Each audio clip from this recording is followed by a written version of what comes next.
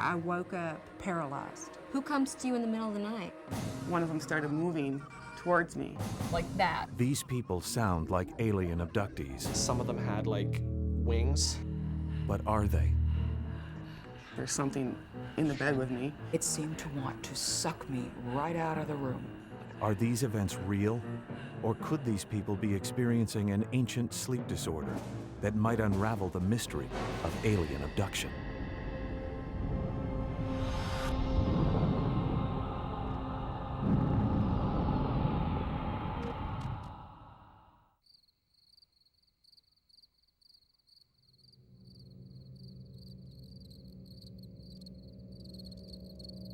At the end of a long day, 28-year-old Tressa Price Oswald, a graphic designer from Fort Worth, Texas, was getting ready for bed. She left her light on as usual for her husband, who worked late. She closed her eyes and drifted to sleep.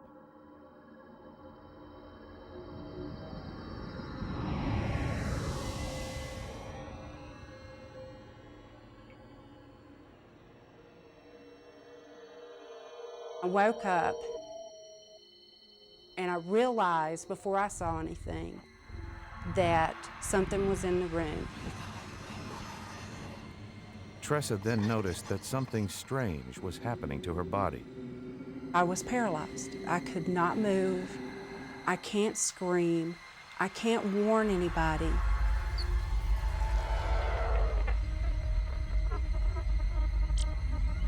Facing the wall, she saw shadows.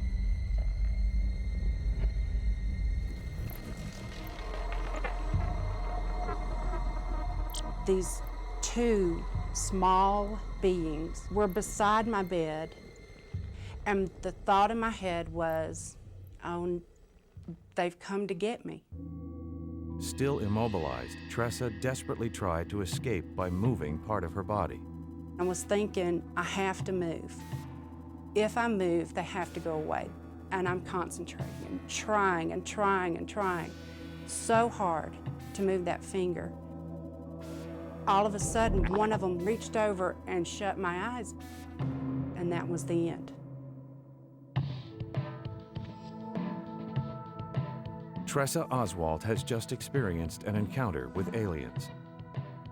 Once the domain of trashy tabloids and campy B-movies, belief in real alien phenomenon has saturated every level of contemporary society. A 1997 Time magazine survey found that 22% of the US population believe that intelligent life exists on other planets. Over 15% believe aliens are abducting humans. And remarkably, a 1992 Roper poll suggests that 1 out of every 50 adult Americans believe they are victims of alien abduction. My colleagues and I have heard from thousands and thousands and thousands of people who believe that these experiences have happened to them, and we feel that they represent probably many, many more thousands out there who've had these experiences as well. The range of people who, let's say, have reported UFO abduction experiences themselves include numerous PhDs, NASA research scientists, police officers, high-ranking military officers, doctors, lawyers. Although they come from different countries, age groups, and social classes, most abductees recount strikingly similar experiences. We see shadows, we see things dark, we see lights, flashes of lights. I was sleeping. I remember waking up, and the room was just filled with white light.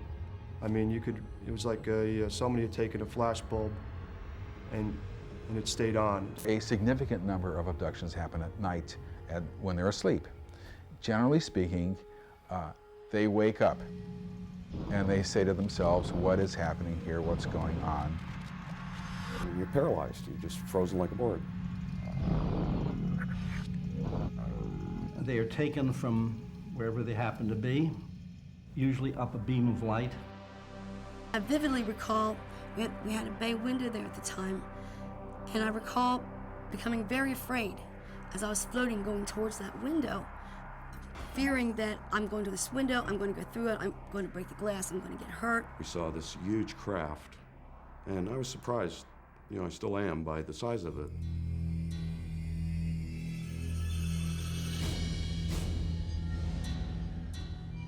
Most of the classic details of what occurs during abductions are recalled only through extensive hypnosis. Many abductees report being subjected to invasive physical exams. You know what's going on, and this machine's coming down on you, and These bizarre illustrations, drawn by abductees themselves, depict frightening medical experiments and reproductive procedures. Most people would say if this is true, if they are here and they are doing these things, then this is the biggest, most important event in all of human history, and it simply does not work to ignore it. Though abduction experts like Hopkins and Jacobs are convinced that abductions are real, skeptics offer a variety of alternative explanations. Some simply dismiss the phenomenon as a hoax or incompatible with the laws of physics. Some scientists assert that electromagnetic fields caused by high-tension power cables, volcanoes, and other sources cause vivid hallucinations and out-of-body experiences that mimic the experience of an abduction. Some psychologists interpret alien abduction as a product of our collective unconscious or a symptom of childhood trauma. But for most abductees, these theories cannot explain their traumatic and vivid experiences. I was hoping for a medical, psychological reason to explain this, because my God, it would have been much easier to just been able to get a pill. I mean, to find out that you're psychotic was a much more preferable, result, because it was very painful going through this. I don't think I have any answers for this. I think that something's happening. That's all I could say. I really don't have any answers. I don't know what it is. to be honest with you, I didn't want to. I couldn't explain it by anything spiritual. I couldn't explain it by anything psychological. So I just didn't try to explain it until I was forced to face it when my son and my daughter were so affected by it that they were psychologically traumatized. Now, a new theory is gaining support as a plausible explanation for alien abduction. The cutting-edge theory is based upon a little-known sleep disorder called sleep paralysis.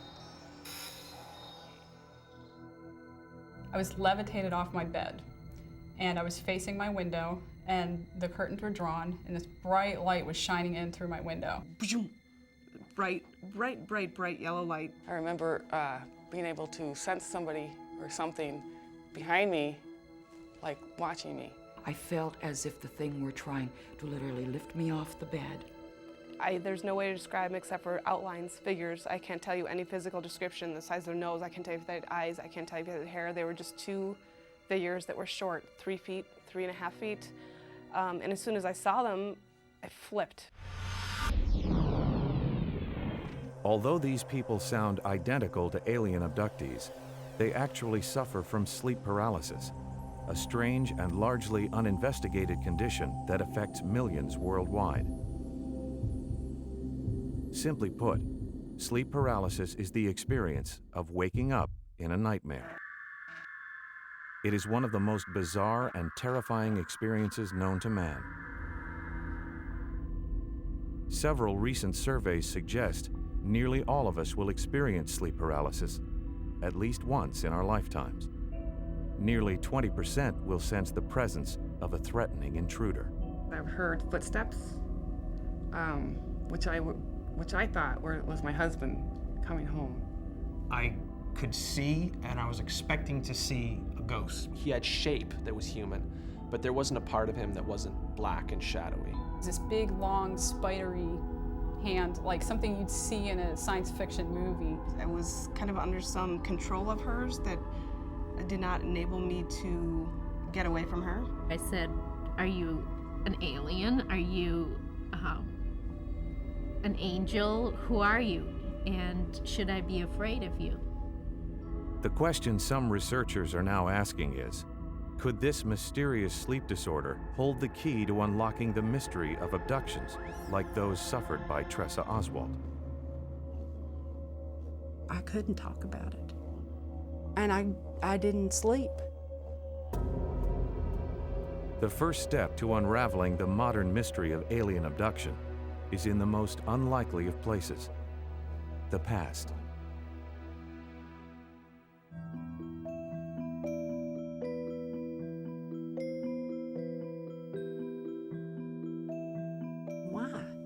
Why? You know, why me? Why did it attack me? Why come after me? Tressa Oswald and thousands like her have struggled to make sense of disturbing alien encounters. I couldn't talk about it. And I didn't sleep. Emotionally, there's a huge range of reason why these experiences are extremely difficult for people to handle. We don't know who they are, where they're coming from, what their ultimate goals are. We don't know exactly to what extent they are physical living beings or there's some kind of robotic thing involved. We know nothing about the technology, how these things fly, how they telepathically control people, speak to people, and paralyze them, and so forth. The phenomenon is a mystery in all of its largest, let's say, most philosophical or theological dimensions. Even for experts like Bud Hopkins, much of the abduction phenomenon remains an enigma. However, for them, one fact is clear. Aliens are actually visiting Earth and abducting humans. Although they claim aliens have arrived as early as the turn of the 20th century, abduction researchers believe UFOs suddenly began to appear in large numbers beginning in the mid-1940s. Researchers investigating sleep paralysis argue, however, that nighttime encounters strikingly similar to those of Tressa Oswald's predate the 1940s, or even the 20th century. They believe they have been happening for more than a millennium.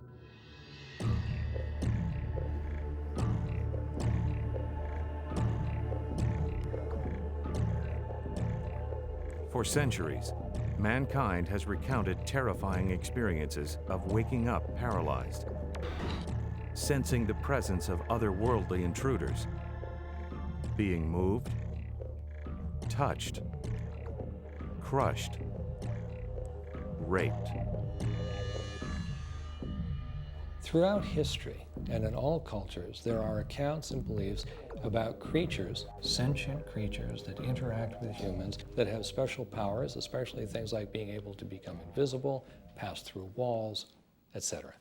Not just ghosts and demons, vampires, elves, fairies, and all cultures have these. These evil attackers were not regarded as fictional characters. Rather, they were considered real. For centuries, victims have written about these entities, illustrated them, and even named them. Babylon had Lilith, the flying, flesh-eating demoness from 2000 BC. Newfoundland's mischievous old hag appeared as far back as the 17th century. The blood-sucking vampire haunted Eastern Europe during feudal times. When you look at sleep paralysis experiences over time, and you can find historical accounts 1,000, 2,000 years back. There are ancient Greek accounts. There are accounts from all over the place. What people describe happening is pretty much the same. The words they use to describe it vary. Each culture gives its own kind of interpretation to these experiences and may change them and shape them in certain ways. But the fundamental experiences, the feeling of being threatened, the feeling that there's something in the room, seeing things and hearing things and feeling things, all of those things, I think, are wired into the brain, and they're already there. What culture contributes is some way of making sense of all of that. In diverse cultures throughout history and in the present, there is evidence suggesting that a person's beliefs dictate his or her sleep paralysis experiences. Those who suffer from sleep paralysis and believe in witches see witches. Those who believe in Satan see demons. A case in point, Mark Brombacher, a 27-year-old web designer from Toronto, Ontario. Like Tressa Oswald, 7 years ago, Mark was the victim of a terrifying nighttime encounter. I was sleeping upstairs, and I woke up, and it was, I'd say, about like 3 o'clock in the morning.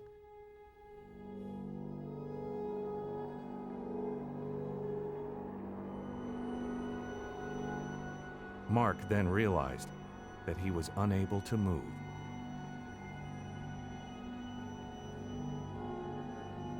I started praying. I was like, God, what's happening to me? I could only plead in my head because I couldn't speak at the time. I could see, I could move my eyes, and to a certain extent you can move the tips of your fingers. And then as I tried to turn my head, that's when I heard that chuckle.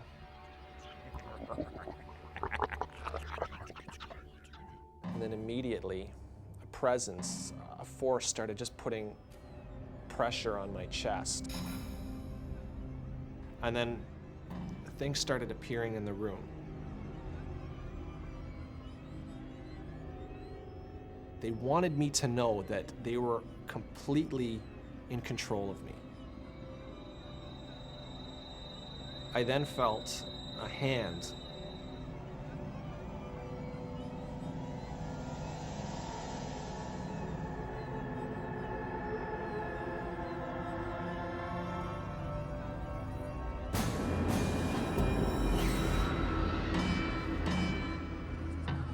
I was dragged by my ankles by an unseen force, down the hall and up the stairs.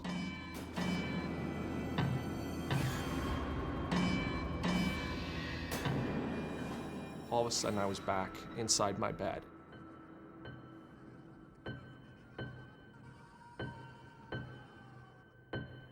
I didn't tell anyone in my family about this event, and the truth is I haven't told anyone in my family about it because I don't think they're the type to believe me, but I did tell a lot of my friends, a lot of people who I was going in my church youth group at the time, like old friends from my church youth group, and I was confronted by two types of reaction.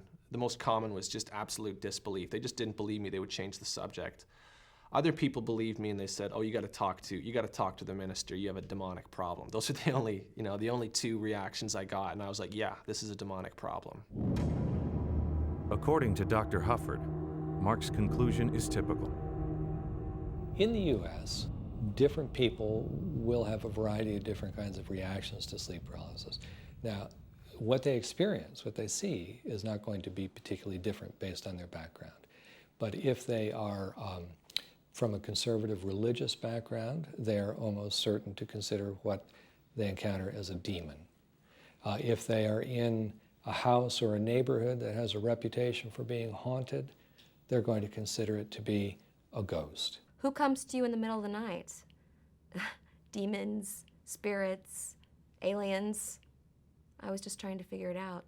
I thought I was being haunted. I thought I was a victim of a ghost. When it first started happening, I thought, at the time I was a Christian, so I thought it was, Satan was trying to steal my soul and take over my body, and I totally believed in demon possession and all that stuff. I can understand now why somebody might think aliens had abducted them, because it literally felt like something was trying to take me away. There is indeed some cultural input into the way in which the hallucinations get worked out, organized, and ultimately interpreted and given some meaning, because that's ultimately what people are trying to do when they've had these kinds of experiences, when they've had a big impact. They want to give it some kind of meaning. Indeed, even before they personally have the motivation, that's what the brain is trying to do. It's trying to make sense.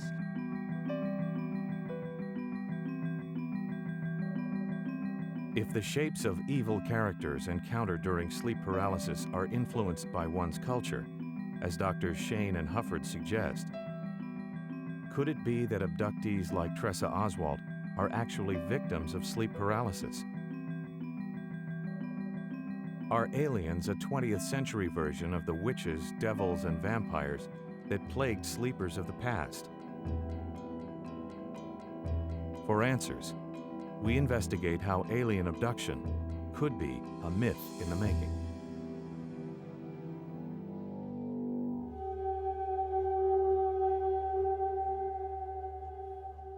Ever since I was a child, I've been waking up in the middle of the night, and I haven't been able to move. And I was sure, absolutely positive, there was something or someone in the house. And it's this overwhelming sense of dread because I can't move, I can't scream, I can't warn anybody, I can't stop them from getting me if they're coming after me, and I can't stop them from getting anybody else in my family. A few months after her nighttime attack by two almond-eyed intruders, Tressa was browsing in a bookshop at a nearby mall. There, she saw the cover of the sensational bestseller, Communion, in which Whitley Strieber recounted his own harrowing abduction experience. When I saw the cover of the book, Communion, and it has that alien face on it, it was familiar to me, and it was scary. After reading Communion, Tressa was convinced that the threatening nighttime occurrences that she'd experienced her entire life were alien abductions. After I read the book Communion, I probably about 95% believed that I must be an abductee. It's so anti my beliefs to believe this outlandish thing. And I didn't tell, like I'd never told my husband that I thought I had been abducted. What she's describing here is something that many, many abductees have described almost in the same words, where she said she felt recognition and also a great deal of agitation is very interesting. She's recognizing something that's lodged in her unconscious mind that she's actually seen. However, sleep paralysis researchers believe there is evidence to suggest that it may be the other way around. Tressa's case is really interesting. Strieber gave specific descriptions of exactly what she recognized as having happened to her. That has a lot of power for a person reading it. I think it's almost certainly the case that the exposure to various books and media presentations of alien abduction have provided material for people to interpret their sleep paralysis experiences. Could aliens be the latest in a long series of human mythologies that have permeated culture and play out in people's sleep paralysis experiences? We have no accounts of people reporting hallucinations that involved small gray figures prior to about the 50s or 60s when these things started becoming popular. As they became more popular, more and more accounts came out of people having these kinds of experiences. So I think it's fairly obvious that the availability of these cultural images has changed the way in which people have understood these experiences.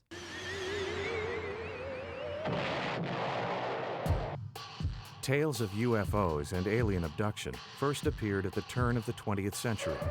By the 1950s and 60s, they exploded into a wildly popular genre: science fiction. 4 of the top 10 grossing films of all time feature encounters between humans and aliens. Best-selling books such as Communion and Bud Hopkins' Intruders and Missing Time, chronicling real abductions, are considered by millions to be anything but science fiction. It's the vivid content of science fiction, churned out now for over a century, that Shane and Hufford believe has saturated the human psyche. What we're witnessing, Shane suggests, is a myth in the making. I think there would not have ever been an alien abduction phenomenon if it hadn't been for the media and the portrayals in the media, because what they were able to do is to create a few images from a few cases, disseminate them widely, and sort of, as it were, implant them in the consciousness of the culture. We look back 500 years and we see people believing in ghosts and witches, and we're not surprised because it seems to fit with the worldview and with the social circumstances of the time. In a sense, it is, in the same way, no more surprising that today people would have beliefs about and tell stories about aliens from another planet because of things that we know and we think about the world and about the universe today. I didn't see another presence that I remember until years later. And it was one of the worst things I've ever experienced in my life. The encounter became a watershed event that challenged Tressa Oswald's belief about her nocturnal attackers. This time, Tressa's visitor wasn't an alien, it was a devil. I woke up and the room was glowing and the wall was gone in front of me, and there was all of this flame and there was all of this screaming, and I could smell burning.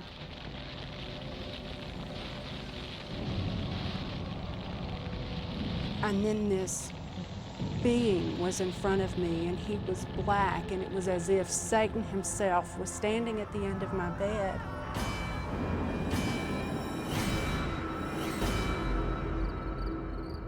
I simply woke up, and I'm wondering, what's happening? What's happening? The very next night, Tressa revealed her terrifying episode on a paranormal chat room on the internet. It was there that she learned for the first time about sleep paralysis. She now believes that her haunting visions may have been caused by the mysterious sleep disorder. It just didn't make any sense that this was anything other than very bad dreams.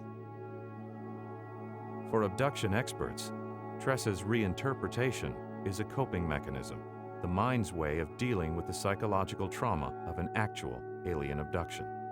For somebody for whom the abduction phenomenon is extremely frightening because of its unknown quantity, to find somebody who tells you very confidently, this did not happen to you because there are no such things as abductions, and that this is a sleep paralysis issue, so this is somehow a very terrestrial thing. You might cling to that explanation desperately, just as if you joined a conservative fundamentalist church and were told, no, they're not aliens, these are demons. You might cling to that explanation. I think people will cling to something to somehow detoxify the experience itself and give it some sort of rational meaning.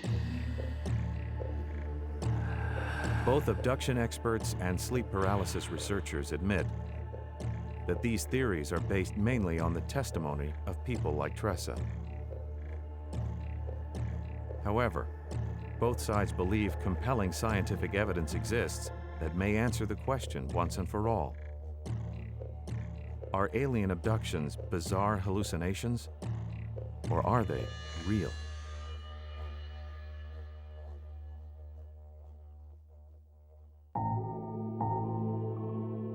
Are the phenomena of alien abduction and sleep paralysis one and the same?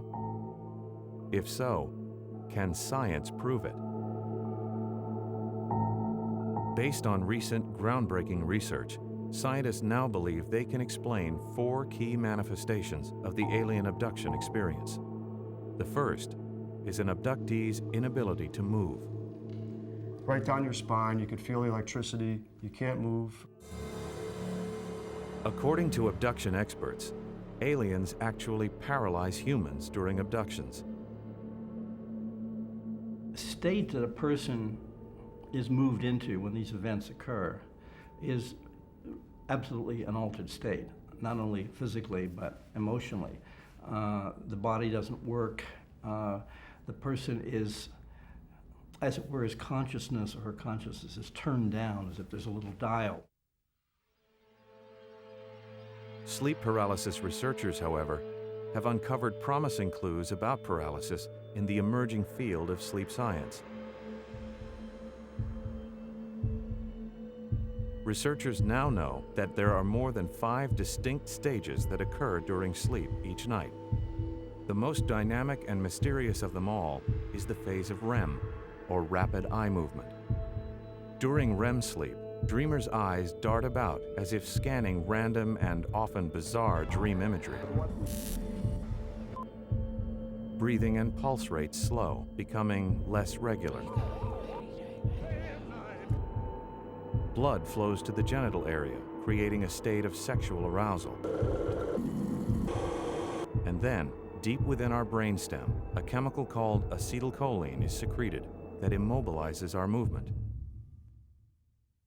We become paralyzed. In order to prevent us from acting out our dreams, that mechanism sends signals down the spinal column to inhibit any kind of motor activity that might be generated in our dreams so that we cannot act out our dreams. The paralysis is a self-imposed protective measure. But when an attack of sleep paralysis occurs, a person has the terrifying experience of being completely awake, but dreaming, and absolutely unable to move. It's like when you're in a dream and you try and run away and your feet are frozen, or when you try and scream and you can't make a sound. It's exactly that same sensation. The only difference is you're completely aware, you know you're awake, and you see everything around you. Sleep science may also explain another peculiar phenomenon commonly associated with abductions: strange sounds. My abduction experiences, there's a sound you hear. It's like a high static sound. You hear your voice called sometimes. Sounds maybe of instruments, things I could pick up by hearing. Some people will hear a tone or beeping sound. Sometimes people will hear the name called. We have no idea how that works, but it doesn't seem like it's a tone that's out there in the real world, but it's something that is played on the nerves, so to speak. Are the mysterious sounds accompanying abductions caused by advanced alien technology? Or is there a physiological explanation? In addition to rapid eye movements, scientists have also recorded similar activity in the middle ear during REM sleep. Here, the smallest muscles in the human body actually vibrate as we dream. To sleep paralysis sufferers, these minute muscle fluctuations reflect extraordinary audio sensations. I heard laughter, definitely evil-sounding chuckle. Hearing the tick of a clock. Sometimes I felt it as if something were drilling on my head. Why doesn't my husband wake up? Why can't he hear this? Wondering how the whole neighborhood couldn't hear this sound. Thinking that it was insane that there weren't people screaming all over the place because the sound was so loud. We'll say, well, it's kind of like an electric motor, or it's a bit like glass breaking, or it's like a fan, or it's like an engine.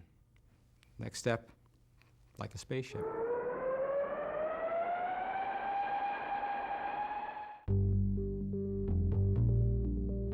One of the most dramatic aspects of an alien abduction is the feeling of movement. The physical sensation of being taken from one place to another by the aliens. I had feelings of floating or recollections of being floating above a house and looking down. 3 aliens had come through the front door and walked me out to the front yard. Can this phenomenon be explained by sleep science?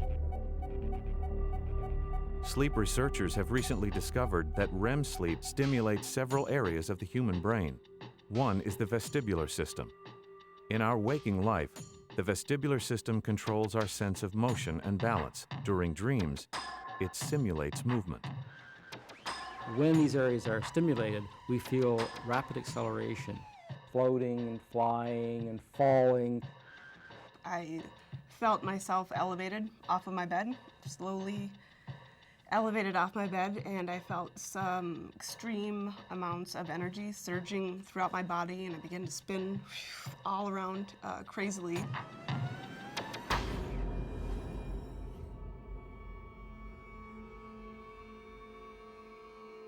The most fantastic and chilling event associated with the abduction phenomenon are the alien intruders themselves. It had a large head. I just remember little pointed feet and skinny appendages. When it moved in such an exaggerated motion. like a cartoon character would move. It kind of lifted its leg and his arms at the same time and jetted behind the wall. Being in my bed and feeling awake yet asleep, aware that someone was in my room. Obviously, everyone is fearful about this happening to them every night. That is to say, they think if it happens tonight, there's going to be people in my room when I'm asleep. I'm not going to know it. I mean, it's a nightmare come true to a certain extent. Recent neuroimaging studies may now explain such nightmares scientifically. Researchers have discovered that one section of the brain that becomes wildly active during REM sleep is the amygdala. Located deep within the temporal lobes of the brain, the amygdala is the body's fear center. In a normal waking state, it allows us to instinctively ferret out threatening predators. However, awakening paralyzed in a dream state triggers this mechanism in an unnatural way, causing the victim to experience uncanny fear that takes on a sense of evil. People will often say, well, fear, that just doesn't cut it. This is not fear. This is absolutely abject, horrifying terror that I'm experiencing. There's this feeling that there's something absolutely evil out there. The fear level on the most intense experiences was a 10. It was, I'm going to die. When it was first starting to happen to me, there is absolutely no comparison to the type of fear I was feeling. It was absolute, utter panic. Like, this is the end of the world, this is the end of the universe, that God doesn't exist. I truly felt that if I did not win the fight, I was going to die in my bed beside my husband.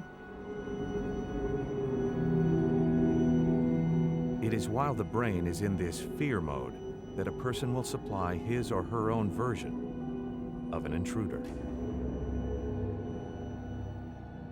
People see many different things, and they're nearly always human or humanoid kinds of figures. This big, clawed, ugly, black hand comes right up out of the cover, right out of the bed.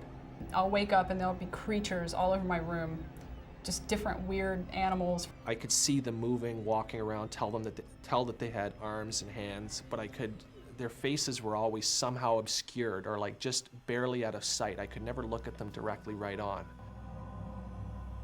Clearly the feeling that people have when they have these experiences, that it's beyond ordinary experience, so that they're not simply thought of as being scary animals in the corner of the room, but rather something that one doesn't normally encounter.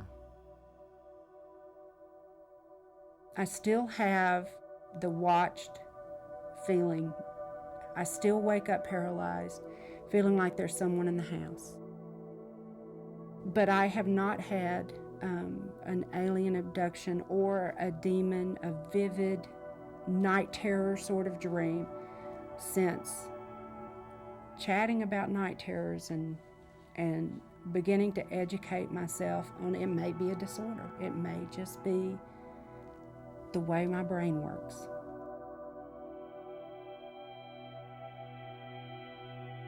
Although Tressa and others are convinced that sleep paralysis most likely explains their encounters with nocturnal intruders, others are not so sure. According to both alien researchers and abductees, there are many abductions that sleep paralysis cannot possibly explain. You cannot distinguish sleep paralysis experiences from those initial paralysis accounts in abduction stories. They're just not different. I was stiffened out very painfully. I couldn't move. I know I'm awake. I know I'm in my room. I know I'm paralyzed. I know I can't move. What it's for, but almost always there's a source of light somehow that comes into the room. I was facing my window and the curtains were drawn and this bright light was shining in through my window. And my hair. And it had a large head. And it had, I just remember, little pointed feet and skinny appendages. Some of them had like wings. Other ones were like short, kind of like dwarves.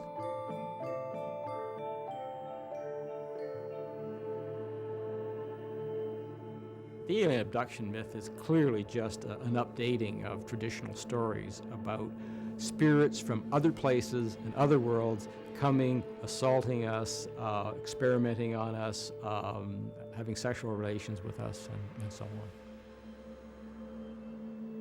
The case for sleep paralysis as an explanation for alien abduction sounds plausible. But is it complete? There are several critical aspects of abduction accounts that cannot be explained by sleep paralysis. The first is the state in which many victims are abducted. We have just thousands of cases where people are wide awake when the abduction happens, that they're out taking a walk, they're driving a car, they're at work.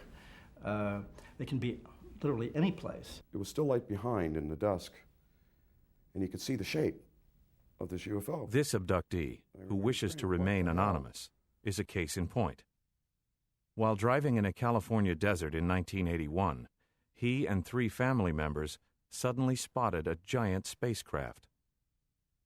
My brother started freaking out and screaming. Although it's, hard to say this, there's absolutely no possibility this was a dream.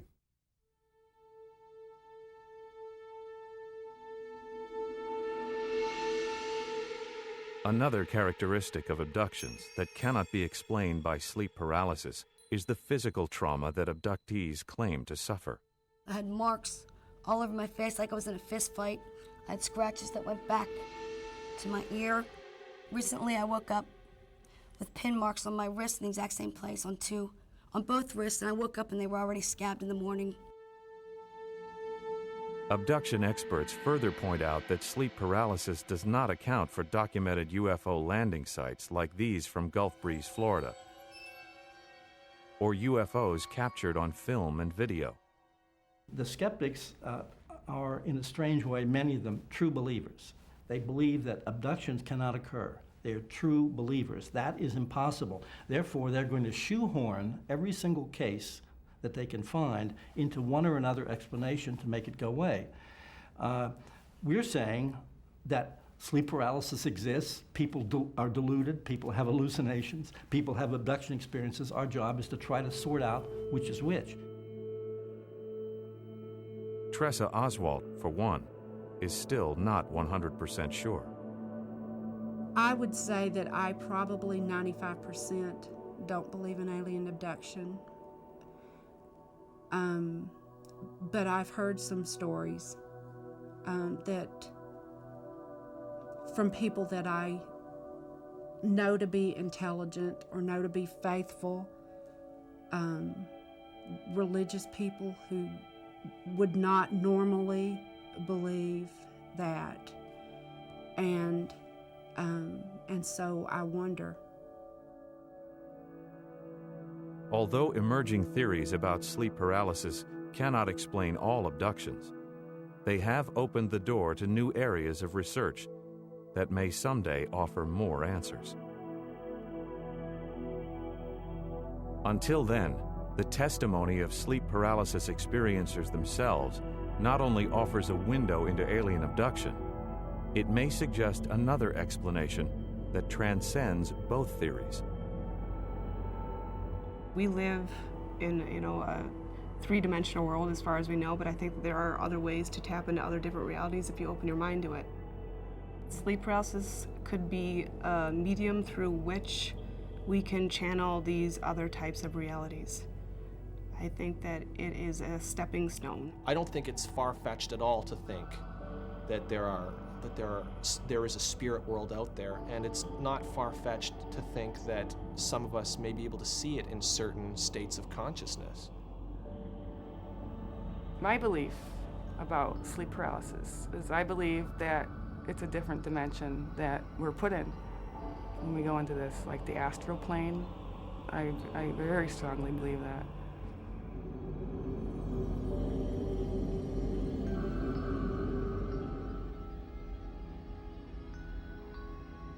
Although the vast majority of alien abductees and sleep paralysis sufferers describe their experiences as utterly horrifying, many have found a way to move beyond their terror. once they understand the phenomenon and stand up to their demons. When I learned about this, I felt there was a physical explanation for it. Finally, there was a real down-to-earth explanation for it, and I didn't have a ghost. The devil wasn't trying to possess me. Aliens weren't after me. And it was just something really simple. I started out feeling as if I was dying, but then eventually I thought I was having an involuntary out-of-body experience. And I kept telling myself, I'm gonna go with this, I'm gonna let this happen, because this could be really cool.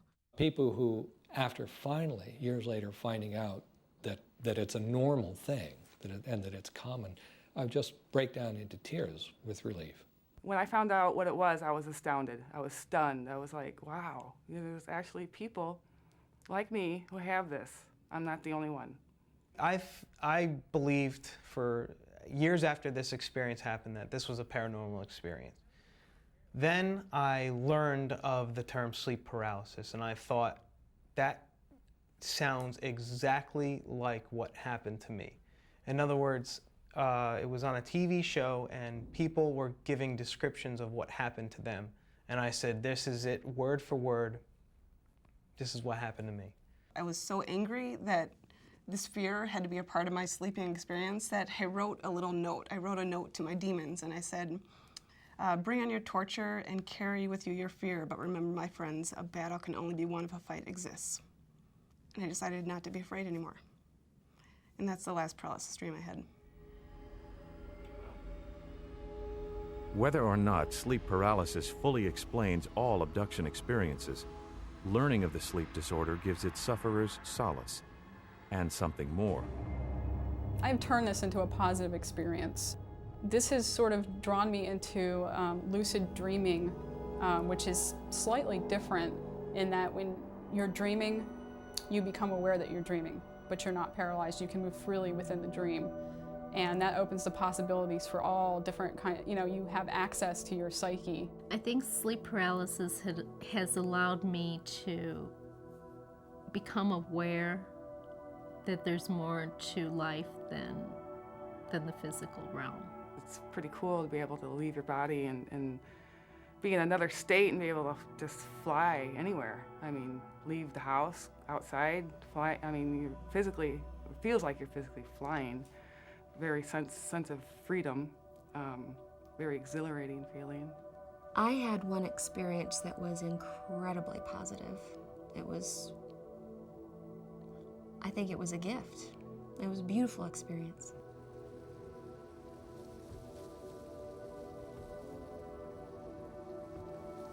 Even if there was a drug that could take this away, I would not want it to go away. As frightening as it is from time to time, it has never caused me any real physical harm. It definitely did cause me some emotional stress in the past, but I find this to be a really unique insight into either the human mind or the spirit world, and whatever it is, very few people have it, and to experience it is something very, very unique and very special. I'm definitely glad I have the opportunity to see some things that very, very few people get to see. Today, credible witnesses continue to reveal disturbing personal accounts of alien abduction. Yet there is still no conclusive proof that answers the question, are aliens really visiting planet Earth? Sleep paralysis is one theory that proves we are capable of seeing things, going places, and encountering creatures inside our own minds. Meanwhile, researchers will continue to look inward as well as outward to find the answers to the mystery of alien abduction.